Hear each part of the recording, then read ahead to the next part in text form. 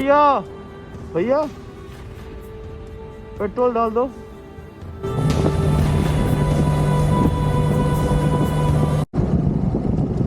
একজনের সাথে দেখা হয়েছে ওই এত বলিগঞ্জ হ্যাঁ বললেন। ফাইনালি পুরো এগুলো বের করা হয়েছে, যা পুরো ঢুকেছিল, এখন আর এক ফোঁটাও নেই। হ্যাটস অফ জয়ন্ত ভাই। প্রয়াগরাজের পথে তো একজন দাদার সাথে দেখা হয়েছে যিনি হুইল চেয়ারে কটক ভুবনেশ্বর থেকে যাত্রা শুরু করেছেন। তো এইভাবে দেখে ঠিক মজা এলো না, না? চলো প্রথম থেকে শুরু করা যাক। তখন ঘড়ির কাঁটায় 8:30 বাজে। অপেক্ষা করছিলাম ডানকুনিতে দাঁড়িয়ে তিন বন্ধু যা তোমরা এর আগে দেখোনি তাদের। একজন আমার অফিস স্টাফ আর দুজন ওই অফিস স্টাফের বন্ধু। তো বাইকে তো এর আগে তোমরা মহাকুম্ভ জার্নি দেখেছো, বাট আমারটা একটু আলাদা। এবার বলো কেন আলাদা? ওরাও তো বাইকে যাচ্ছে, আমিও তো বাইকে যাচ্ছি, বাট ডিফারেন্স হচ্ছে আমি একা বাইকার আর এরা দুজন বা তিনজন হলো এই প্রথমবার লং রাইডে যাচ্ছে। ঠিক আছে, এই প্রথমবার লং রাইডে যাচ্ছে। জয়ন্ত তো বাড়িতে বলে এসেছে যে ও ট্রেনে করে যাচ্ছে, কিন্তু ও যাচ্ছে আমার বাইকে। আর হোয়াইট উইন্ডচিটার পরে রয়্যাল এনফিল্ডে জয়ন্তর বন্ধু, আর তার পিছনে জয়ন্তর ভাই পিলিয়ান। তো আমরা এখান থেকে রাইডটা শুরু করছি 9:30টার সময়। এখন আমাদের ডেস্টিনেশন হলো হিন্দুস্তান যাওয়ার। তো চলো, মোটামুটি ট্রাকের ভালোই জ্যাম ছিল আর হিন্দুস্তানে পৌঁছেও গেছি। চলো ভেতরে ঢোকা যাক। ঘড়ির কাঁটায় বাজে 10:10। আমরা পৌঁছে গেছি হিন্দুস্তান। রাস্তায় তো প্রচুর ডাইভারসেশন সেই আছে, সেই সবের মধ্যেও পৌঁছে গেছি আমরা হিন্দুস্তান। তো আমাদের লাগেজটা নিয়ে একটু সমস্যা হচ্ছে, কেন ভাইদেরকে হাতে ধরে বসতে হচ্ছে। ভালো স্যাডেল ব্যাগ বা কিছু নেই, কেন স্যাডেল স্টেও করা নেই। যে রয়্যাল এনফিল্ডে এসে সেটাও একদম নতুন। ওদের মধ্যেই ছেলেটা আছে, বাড়িতে বলে এসে যে আমি ট্রেনে আসছি। তো এখন গাড়ি নাকি ব্যান্ডেল পৌঁছেছে আর আমরা আছি হিন্দুস্তান। মানে এরকম ঝুট আমিও বলে বেরিয়েছিলাম। অর্ডার দিয়ে দিয়েছি চা। হিন্দুস্তানের 1 কাপ চা খেয়ে স্বপ্ন আর ঘুম দুটোকেই তরতাজা করে ঘুমটাকে ছাড়িয়ে বেরিয়ে গেলাম দুর্গাপুরের উদ্দেশ্যে। ঘড়ির কাঁটায় 10:10 বাজে। এখন ঠিক খিদেও পাচ্ছে না আর মনও চাইছে না খাবার খেতে। তো আমরা ঠিক করলাম যে দুর্গাপুরে গিয়েই খাবার খাওয়া যাবে। তো আমরা চললাম দুর্গাপুরের উদ্দেশ্যে। হোটেল লাল বাবা। তো আমরা সেই হিন্দুস্তানে দাঁড়িয়েছিলাম, তারপর আবার দাঁড়ালাম এই লাল বাবার এখানে। তো জায়গাটা ভালোই লাগছে। এবার ভেতরে আমরা খাওয়া দাওয়া করব, রুটি তরকা। তো সেখানে তো তোমায় দেখাবই। আর বাড়ি থেকে প্রায় 180 কিলোমিটার দূরে আছি, আর এখন অনেকটা রাস্তা যেতে হবে, প্রায় 600 কিলোমিটার 700 কিলোমিটারের মতো। ঘড়িতে তখন 12:20। ভয়ে দাঁড়ালাম যে এত বেলায় খাবার পাওয়া যাবে। বাদিকে একটা ট্যুরিস্টের বড় বাস দেখে মনে সাহস পেয়েছিলাম। তো হোটেলে দাঁড়ালাম, তো অর্ডারও করে দিলাম রুটি তরকা। খাবারটা ঠিকঠাকই ছিল। অবশ্য এত জার্নি করার পর এই খাবারটা আমাদের কাছে স্বর্গই লেগেছিল। আর এই ভাইগুলো তো একদমই নতুন, তো ওদের অভিজ্ঞতাটাও একদম নতুন ছিল। তো আমাদের এখন খাওয়া দাওয়া কমপ্লিট হয়ে গেছে, এবার আমরা বেরোবো। দুর্গাপুর ক্রস করার পর ডিনারটা খেয়ে শরীর মন দুটোই তরতাজা হয়ে উঠল। গাড়ি চালাচ্ছিলাম, তাহলেও আর একটা সমস্যা হচ্ছিল। প্রচণ্ড ঠান্ডা ছিল রাস্তায়। ভাগ্যিস মোটা উইন্ডচিটারটা পরে এসেছিলাম। ইতিমধ্যে দাঁড়িয়ে গেলাম সামনের একটা পেট্রোল পাম্পে। তো ঘড়ির কাঁটায় বাজে এখন 3:16 আর আমাদের পেট্রোল লো ফিউয়েলের ইন্ডিকেটার দেখিয়ে দিয়েছে। ঠিক আছে, এখনও তো 120 কিলোমিটার চলবে। ওর গাড়ি তো এই যে পেট্রোল পাম্পের লোক ঘুমিয়ে আছে। আর এখানে পেট্রোল 98 করে। চলো দেখিয়ে দেখো ওঠানো যায় কিনা। ও भैया भैया पेट्रोल डाल दो। बहुत अन्याय हुआ।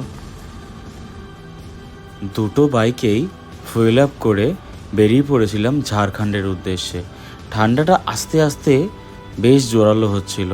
উইন্ডচিটারটার জন্য বেঁচে যাচ্ছিলাম। গাড়ি তখন প্রায় আমাদের 100+। ঠান্ডা আরও বেশিই লাগছিল। সামনে একটা চা দোকান দেখে কিছুক্ষণ পর আমরা দাঁড়িয়েছিলাম। তো প্রায় 350 কিলোমিটার হয়ে গেছে আমরা ক্রস করেছি। এখন আমরা ঝাড়খণ্ড আছি। এই হোটেলে ভাবছি আমরা চা খাবো, কেন বাইরে ঠান্ডা মারাত্মক, হাত ফাত ধরে যাচ্ছে। বাধ্য হয়ে এই যে সাইলেন্সারে হাত দিচ্ছি, তাও কিছু মালুম হচ্ছে না, বাট মারাত্মক ঠান্ডা আছে। জানি না প্রয়াগরাজে কি হবে, তো চলো যা হবে দেখা যাবে, অত ভেবে কোনো লাভ নেই। কি হয়েছে জয়ন্ত? রিয়েলি সত্যি খুব অবস্থা খারাপ, যেটা ফোনে ইউটিউবে দেখে যতটা মনে হয় আসলে রিয়েল লাইফে একদমই। ওয়েদার এখন 14 দেখাচ্ছে। 14 হলেও মানে গাড়ি চালালে আরো বেশি ঠান্ডা লাগে, ফিল করাচ্ছে 11। তো চলো আমরা এখন চা খাই। চলো Jayanta.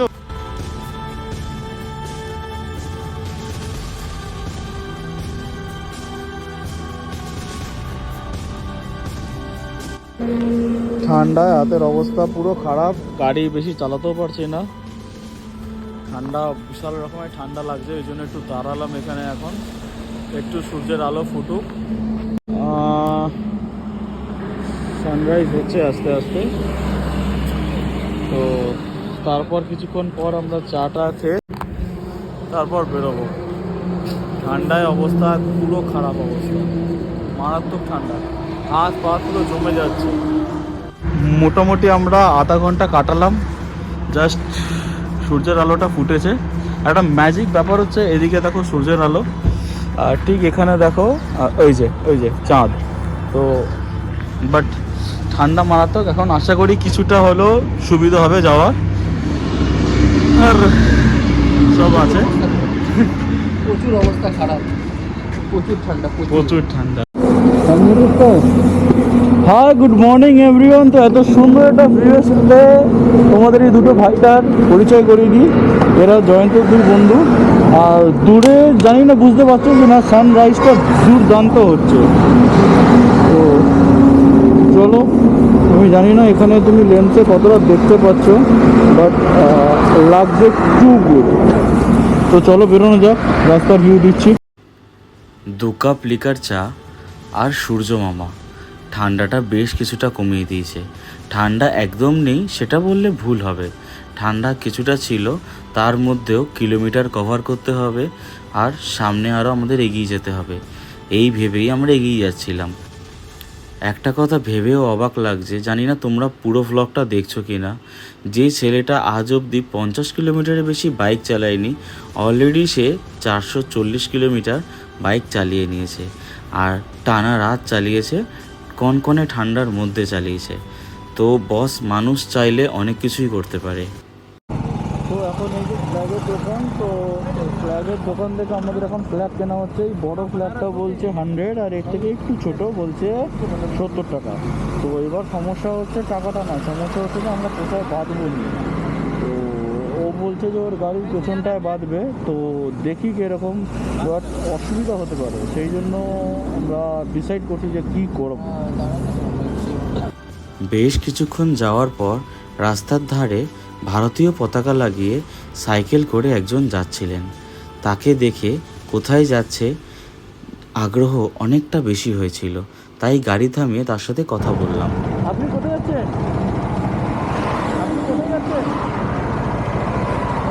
West Bengal. Hi guys, West Bengal Kolkata to Prayagraj हम लोग भी जा रहे हैं। कोलकाता बालीगंज। हाँ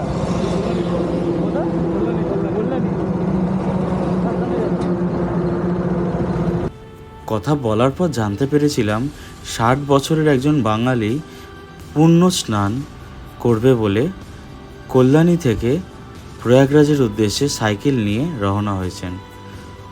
বস, মনে কতটা ভক্তি, আশা, শ্রদ্ধা থাকলে মানুষ এতটা লম্বা রাস্তা সাইকেলে পাড়ি দেন। ওনার একটা জিনিসই দেখে ভালো লেগেছিল, আজকালকার দুনিয়ায় মানুষ একটু বেরোলেই ভ্লগ করে ছাড়তে থাকে, বাট উনি এতটা রাস্তা কভার করছেন, কোনো ভ্লগিং না, কোনো ক্যামেরা না, ছিল সাথে ওনার শুধু কিপ্যাড ফোন, ব্যাস। তো যেতে যেতে আমরা দাঁড়িয়েছিলাম এরকম একটা জায়গায়, কেন গা হাত পা অনেক ঠান্ডা হয়ে গেছিলো, আর পরিষ্কার এই সূর্যের আলোয় একটু আলো খাচ্ছি। আর এই যে জয়ন্ত,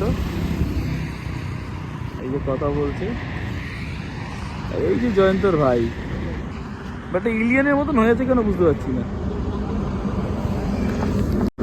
আর এই আমি সানকিস্ট অবস্থা, এখনো প্রায় 413 কিলোমিটার বাকি আছে।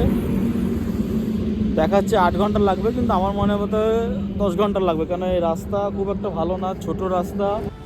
হাজারিবাগ ক্রস করে 60 কিলোমিটারের মতন হবে, তারপর পড়েছিল এই লম্বা ব্রিজটা। দেখে তো ভালোই লাগছে, বাট এখান থেকেই শুরু হয়েছিল জ্যাম, আর আমাদের দুর্ভাগ্য ভরা কপালের শুরুয়াত এখান থেকেই হয়েছিল। প্রথমে তো অতটা বুঝিনি, কিন্তু ধীরে ধীরে ধীরে ধীরে বুঝলাম এই জ্যামটা ডিরেক্ট প্রয়াগরাজে গিয়ে উঠেছে। আরও বেশি জ্যাম হওয়ার কারণ বিহারের রাস্তা বেশিরভাগটা কাজ হচ্ছে, ব্যাস শুরু। আর কি, দেখো এবারে তোমরা।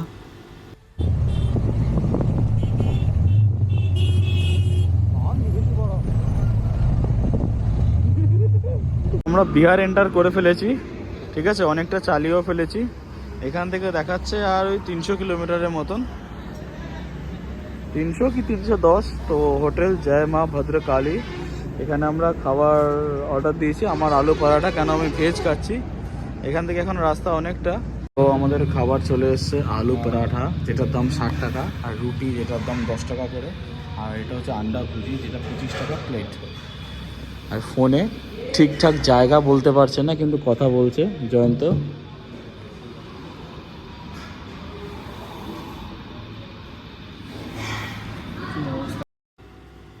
যেতে যেতে আরেকজনের সাথেও দেখা হয়েছিল। প্রয়াগরাজের পথে তো একজন দাদার সাথে দেখা হয়েছে, যিনি হুইল চেয়ারে কটক ভুবনেশ্বর থেকে যাত্রা শুরু করেছেন ওখানকার সিএমকে জানিয়ে। ইভেন তার উদ্দেশ্য হচ্ছে দিল্লি যাওয়ার। আপ বলিয়ে। हाँ सर जी, देखने वाले को सबको नमस्कार। और मैं भुवनेश्वर से निकला हूँ 3 दिसंबर से, और मेरा जर्नी का उद्देश्य है कि पूरे भारतवर्ष में विकलांग लोग का आत्मविश्वास होना चाहिए, और ये उद्देश्य लेके जा रहा हूँ। महामहिम राष्ट्रपति जी से मिलूँगा, और माननीय प्रधानमंत्री जी से मिलने का बहुत इच्छा है। इसी तरह अगर जब आप लोग का प्यार सहयोग रहा तो मैं दिल्ली तक जरूर जाके पहुंचूंगा, और महामहिम राष्ट्रपति जी से भी मिलूंगा। इतनी बात कह के जय हिंद।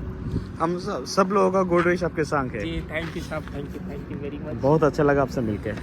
सर मैं ये यात्रा में एक बही लिख रहा हूँ आपको के, आपका ये मेरे डायरी में आप अपना नाम, भैया का नाम दीजिए, कि आपका मोबाइल नंबर। ওনার সাথে সাক্ষাৎকারের পর প্রায় 80 কিলোমিটার ক্রস করে মুঘলসরাইয়ের কাছে এসে পড়লাম এক অন্য ঝামেলায়। গাড়ির চাকায় ঘুড়ির সুতো বেজে গেছে।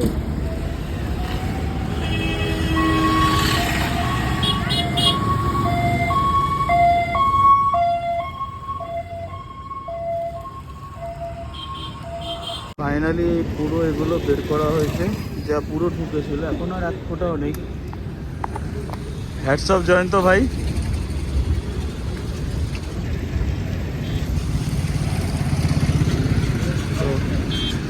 চলো, থ্যাংক ইউ সো মাচ। আমাদের ডিস্টেন্স আছে এখনও 220-30 কিলোমিটার প্রায়। তো দাঁড়িয়েছি এখানে লাঞ্চের জন্য, অভিমন্যু ফ্যামিলি। তো এখানে অর্ডার দিয়েছি ডাল তড়কা আর রুটি, তো এই যে ভাই বানাচ্ছে।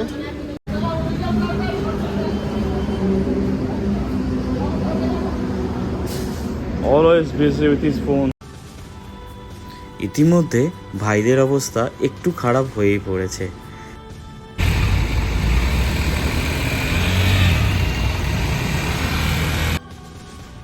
হাইওয়েতে জ্যাম দেখে উঠেছিলাম সার্ভিসেতে, আর সার্ভিসে উঠে দেখলাম সার্ভিসের রাস্তা বন্ধ করবে বলে এত বড় বড় পাথর রেখে দিয়েছে।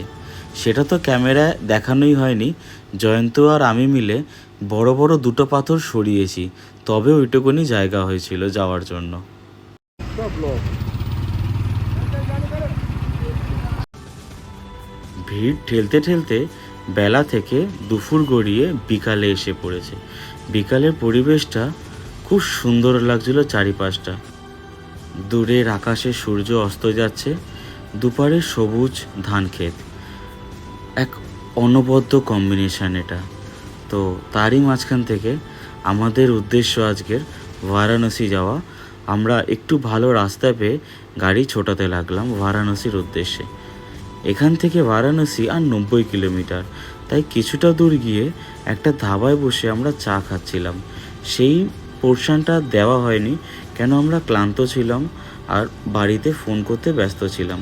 এই বাদিকে ধাবাগুলোর মধ্যে একটা ধাবা থেকেই আমরা চা খেয়েছিলাম।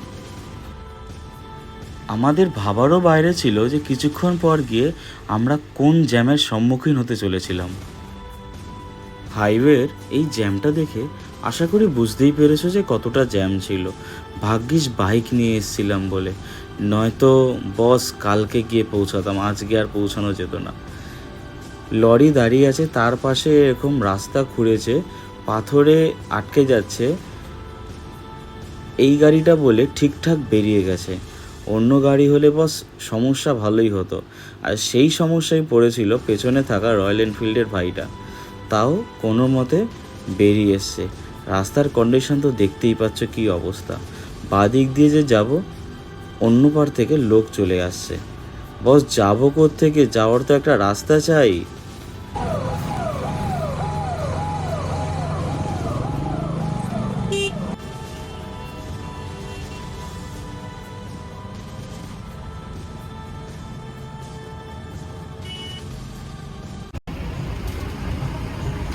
আমাদের বলছে 9.2 কিলোমিটার আশ্রম, বাট লম্বা জ্যাম লেগে আছে।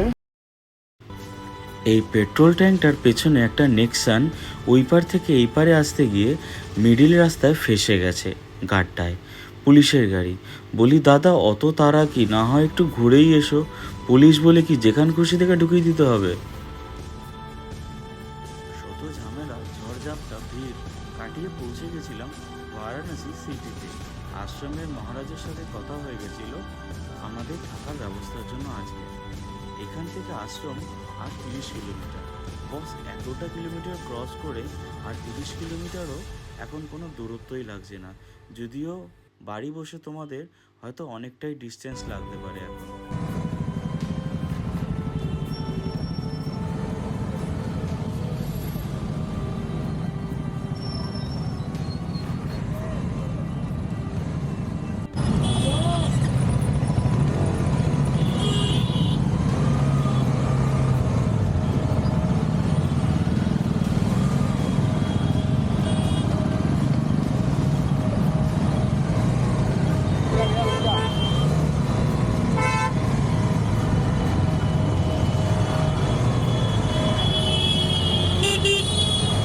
এখান থেকে আশ্রমের দূরত্ব মাত্র 4 কিলোমিটার, তাও জ্যাম যেন এগোচ্ছেই না।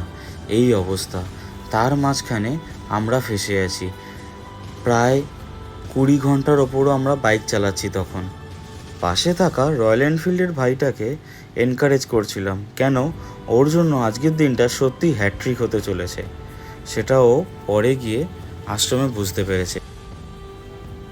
ফাইনালি আমরা আশ্রমের যিনি সেক্রেটারি আছেন তার বাড়িতে গাড়িগুলো রেখে লাগেজ নিয়ে যাচ্ছিলাম আশ্রমের দিকে। ঘড়ির কাঁটায় বাজে 10টা। এদিক সেদিক ঘুরতে ঘুরতে পেয়েছি লাস্টে এই বাড়িটা। এটা ওনার বাড়ি। আর আমরা কোথায় না কোথায় ঘুরে বেড়াচ্ছিলাম।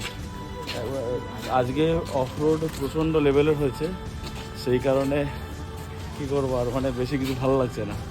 এখন স্নান করব, লম্বা ঘুম দেবো। গলার সাউন্ডটা খারাপ হয়েছে, মেবি ঠান্ডা লেগেছে হয়তো।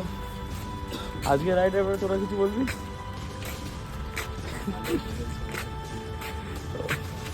তো চলো টাটা, দেখা হচ্ছে নতুন এপিসোডে। এতটা অবধি দেখার জন্য আপনাদের সবাইকে অসংখ্য ধন্যবাদ। দেখা হচ্ছে নেক্সট ব্লগে।